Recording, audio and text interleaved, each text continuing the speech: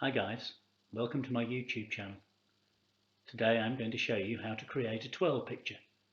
It's possibly not one for the purists, but it is a great way of creating a fascinating, creative, abstract image.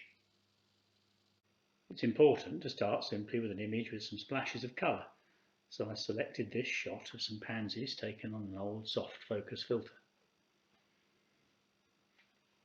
To start the twirl process, we're going to go up to Filter, drop down here to Pixelate, and drop down to Mezzotint. Mezzotint comes with a whole host of drop-down options in this little dialog box here, and for the effects we're looking for here, the best one to go for is medium lines, just there. Now click on OK and you'll see the effect on the whole picture. I can actually show you that if I reduce the opacity. Let's take that down to about 12%. You can see the kind of effect on the whole picture there, so I'll just click on OK. And that comes up like that. You can see it's emboldened the colours, it's brought out a sort of granular noise to the image. All these textures just help work on the final image. So we get up to Filter again, and this time we're going to come down to Blur, drop down to Radial Blur. The default setting for Radial Blur in Photoshop is the Spin Blur. We're going to go down to Zoom here. We're going to take the amount from 10 all the way to 100, and I would recommend, certainly if you're thinking about printing this, is to go for best quality, purely for the sake of showing this on YouTube and the fact that you don't want to sit here while it processes it for 5 minutes. I'm just going to click on draft, but please use the best quality you can. I click on OK, it'll just run through the process a little bit quicker that way. And this is a filter we're actually going to apply 3 times. That's the first layer of zoom. You can see it actually zooms quite well here, and you get a few nasty artifacty bits top and bottom here, which doesn't look quite so good. We go up to Filter again. Now the last filter you use always appears at the top, and if you just click on that a second time,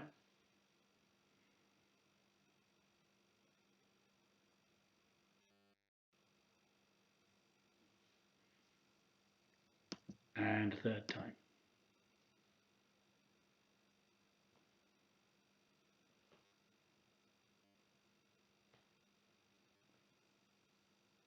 so there you go. Now we have this sort of maximum zoom effect, and you can see all that noise that Mezzotint put into the picture. It's just created stronger lines within that image. Okay, we're going to take our background layer and duplicate it now. You can do that in a number of ways. You can right click there and duplicate it. I prefer to use shortcut keys, and I just use Control and J. I always tell my guests that it's J for duplicate, but yeah, as long as you can remember Control J on a PC, Command J on a Mac, that's a brilliant way of duplicating layers very quickly. I'm just going to switch off layer 1, and you can see this eye icon here, which shows the visibility of the layers. If we turn that off, layer 1 is now hidden from view, and we can only see the background layer. So I've clicked on the background layer to activate it. I'm now going to go back up to Filter. I'm going to come down to Distort, and I'm going to pop across here and down to Twirl. Again, the default setting for twirl is a clockwise of an angle of 50. I'm going to increase that angle on this photo just to 80. You can use anything you like. Experiment with different angles, experiment with different types of twirl, and you'll get completely different effects. They all work. There's no rules really for this. This is just to show you one way of doing it. I'm going to click on OK, and that will apply the twirl filter to the background layer and the background layer only. I'm now going to activate layer 1 again. If I click on the eye icon here, you'll see now we have layer 1 still with its regular straight zoom blur to it. So I'm going to go up to Filter again with layer 1 activated. I'm going to come back down to distort, back down to twirl, and you'll see it's retained the angle from the previous time I used it at 80 degrees. This time I'm going to put in minus 80 degrees to put an anti-clockwise twirl of the same amount in. I'm going to click on OK.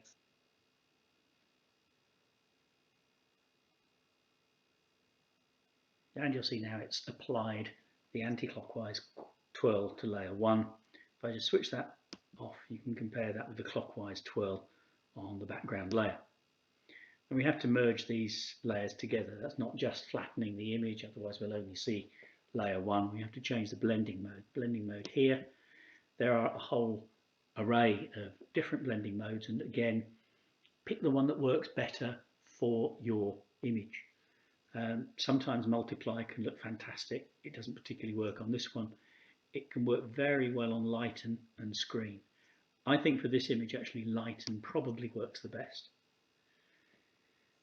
And that's now combined those two images and you're creating this fantastic intricate patterns in part of the image. Now you need to flatten the image. Easiest way to flatten the image, go onto the layers palette, you click on that drop down thing there, and there's an option there to flatten image. There it is as a background layer, as a single layer, as effectively a completed twirl. However, I want to take this one step further with you because I really like the right hand side of this image, possibly more than the left hand side of the image. So first things first, I'm going to pop on a grid. I did that by holding the control key down and clicking on the inverted comma. Now I have my grid set up at 12.5% increments. That means that irrespective of how many pixels I have in my photo, whether it be 400 pixels wide or 40,000 pixels wide, I will still get the same visual grid on the picture. At 25% increments, you'll get sort of that line, that line, and that line. At 12.5%, you'll get main grid lines in between. This is therefore exactly halfway through the photo.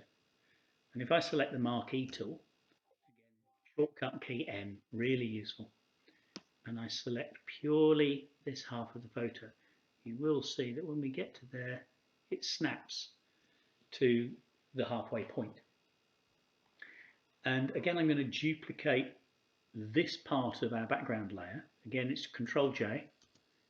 And if you look down on the layers palette, you'll see now that layer 1 just has that right hand part duplicated and the left hand half of it is transparent. Let me just turn off the background layer just to show you. There you go, you have that.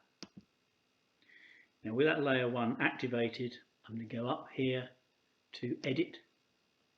I'm going to drop down here to Transform, and I'm just going to pop up to Flip Horizontal.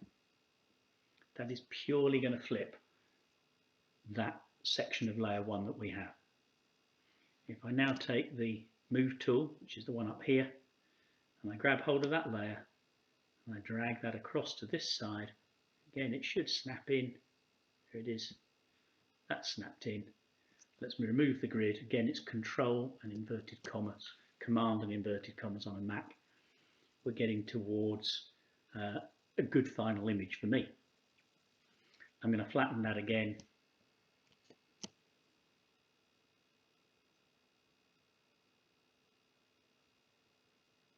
Now we have a flattened image, purely the background layer again of our completed photograph.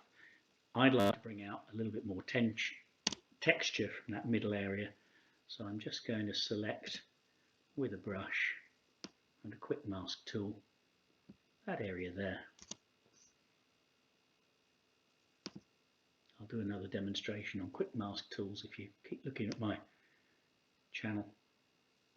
I'm just going to bring down the texture of that central area there. Let's find that,